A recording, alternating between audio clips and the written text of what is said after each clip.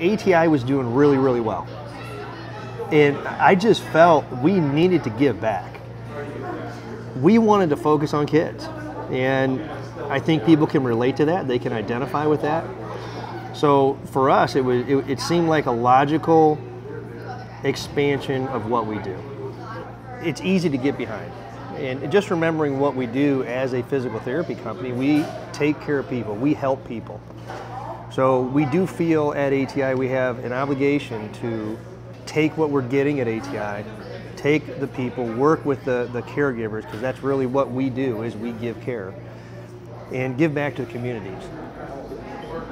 It really is a sincere organization. It's an organization that really, really wants to help people and not employ people for a charity so they can have a job. It's really was put together to help.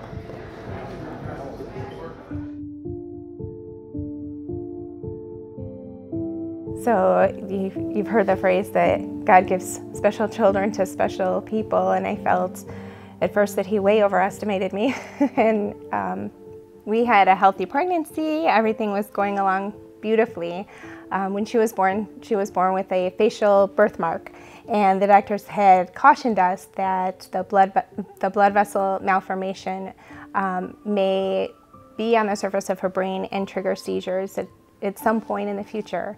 When she was 13 weeks old, she had her first seizure, and so she was hospitalized for a period of time, and gradually she became less and less responsive to medications. And so shortly before she turned 2, we were exploring surgical intervention. She was diagnosed with Sturge-Weber syndrome. The blood vessels that were on her birthmark were also on the surface of her brain. She had some weakness on the right side of her body, but then during the surgery that made those physical challenges more pronounced.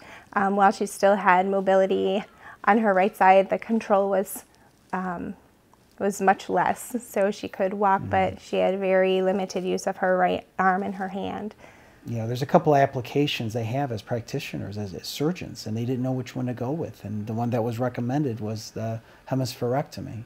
And there comes with that a shock. You think about that. You think about half the brain is basically going to be removed. And then you want to just hope for the best. And we're fortunate, the miracle of the brain is that in utero, while she was, you know, in the womb, that the brain already acknowledged that there was a compromise and start mapping out the regions for some gross motor skills and some, but the fine motor skills have been compromised, but not to say that they can't be encouraged. And so because of that, we have therapy. We have somebody who comes to the house, and we're very fortunate to get that kind of help.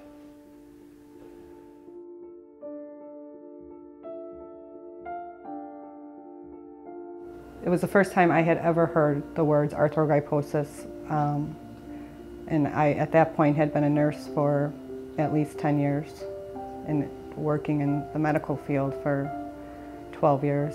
The doctor that diagnosed it had told me in his 30 years of practice, he had only seen it 3 times. But what it essentially is, it's a neuromuscular condition. It's a very wide spectrum depending on how certain people are affected in different ways. Alex is affected, basically, to explain it simply, is her nerves didn't communicate with her muscles. And, a lot of her muscles didn't develop at all. A lot of her muscles are underdeveloped. She just doesn't have the muscle there for whatever reason. Those nerves were not communicating and forming those muscles. Her arthrogryposis was diagnosed at my routine 19-week ultrasound. It was a long 4 months of pregnancy. Often encouraged to terminate the pregnancy because of her condition. When she was 5 days old, the head neonatologist at the hospital sat down with me and my husband and told us it was time to decide what we wanted for her end of life, because she wasn't going to live much longer, and whether we wanted to pursue life-saving strategies or make her comfort care at that time. So that was a rough time for us, but again, we decided to give Alex the chance that she deserved, and here we are 3 years later.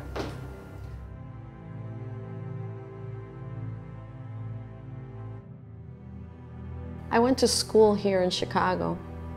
I was in kindergarten with this little boy named Jamie Rivera. I really didn't know that someday he would become my husband.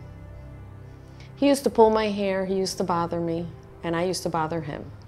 And here we are 26 years later, we've been married. It's been amazing. It's been a wonderful journey. We knew we wanted to have children. We lost 5 children due to miscarriages.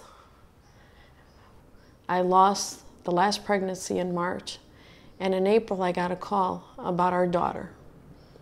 And shortly after she turned 6, we got a call about 2 little boys that were in the foster care system, biological brothers, cute as can be. Initially I saw things in Lee that started to concern me. 2 weeks after they moved in, Lee was diagnosed with Duchenne's muscular dystrophy. That same day, my husband and I knew that we had to adopt him and his brother.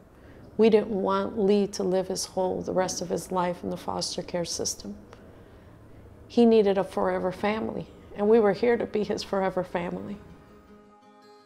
Every day, I know I'm doing something to help someone else, which for me personally is very fulfilling, very rewarding.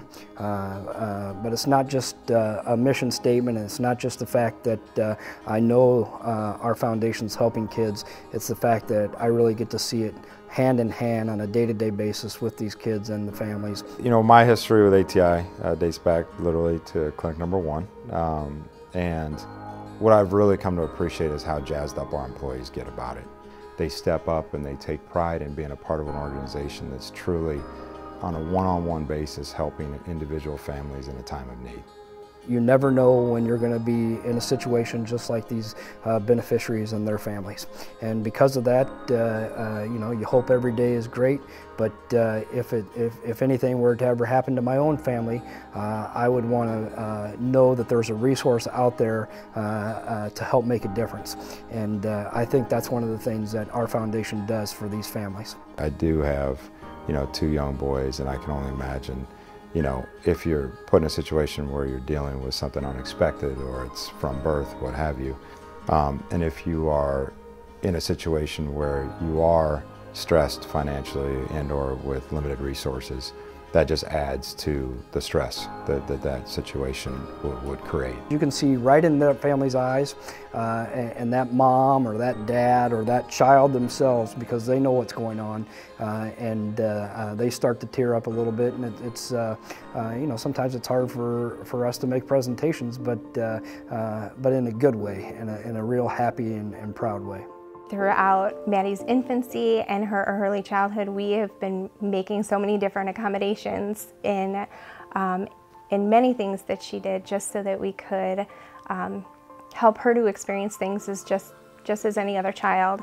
And when it came to a bike, that was something that was a little bit more challenging for us. We tried our best buying special pedals and training wheels, and the bottom line was it just wasn't a safe alternative for her, and so we knew that we needed something more customized for her. And so I remember sitting at the computer and crafting an email, and wanted him to learn of Maddie's story and what we had hoped to achieve, and helping her to ride a bike just like everybody else. And so I had emailed him, and the very next day he called, and I clearly remember listening to his voicemail, and he said, "We'd like to help your little girl." The first time that she got on the bike was at the ATI facility, and it was a chilly, windy day, and I think she was a little bit nervous at first and overwhelmed, and once she started riding, we couldn't get her off of it. It was really magical, it really was. You know, there's people there getting, you know, they're all, they're working with therapists, and they're helping one another. And my daughter, you know, walks in, and there's a, you know, some other kids there with challenges, and they all, you know, we have this connection. And, you know, nothing needs to be said. I think ATI, right from the start, felt like an extended family to us. Yeah, you were very, welcomed us into the building, showed us around, and they were just like, hey, this is what we do. This is how we make a difference in kids' lives. Her main care is done in Philadelphia, and on average, we are out there every 3 to 4 months now, but during treatment time, she's out there every 2 weeks. The financial burden of that, as anyone I guess could imagine, is a lot, especially with 3 other children. And then Terry called me one day out of the blue. I didn't really even expect to hear anything, or, he was just, I immediately felt that he was, we had like this personal connection.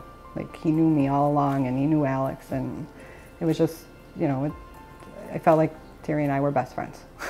Alex has come a very long way, and the ability in her arms have strengthened a lot in the past 2.5 years. She can roll like a champ, and that's how she gets around. That's her main form of moving around this house and anywhere she goes. And my thing with Alex is I want her to be out. I want her to be out there. I want her to be inspiring other people, because we have been told that there's so much she's not going to do. There's so much she can't do. There's so little hope for her and her future. And in 3 years, she has shown us completely different. Duchenne's is a very, very terrible illness. It is robbing his childhood. Currently, he can no longer walk. He is starting to have a lot of problems with his arms. The terrible thing about this illness is that eventually it's going to affect his heart and his lungs and his spine. That's why when Terry called me about the Cubs game, hey, can he throw the first pitch? Yes, please, let's do it now while he still can. Because as fast as this illness is going, I don't see him being able to do that next year.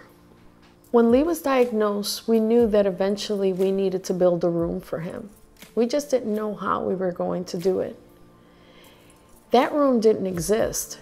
That was just a piece of land. And look at it now, a community came together, and the ATI was a huge part in helping this dream and this prayer to be answered.